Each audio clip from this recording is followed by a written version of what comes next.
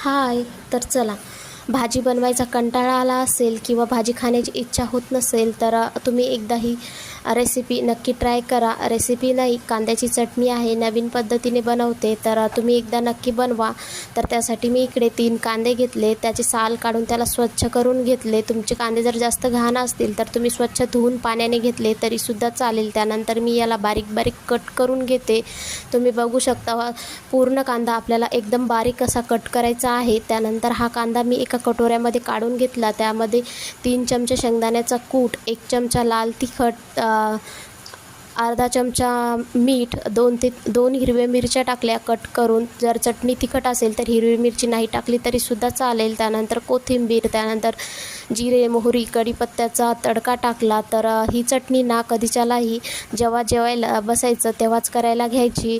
तर त्यानंतर मी इकडे थोडंसं लिंबाचा रस टाकून घेते. त्यानंतर मिक्स करून घेते. तुम्हीसुद्धा अशी चटणी बनवा आणि जाता जाता चॅनलला मात्र नक्की सबस्क्राईब करा. बाय.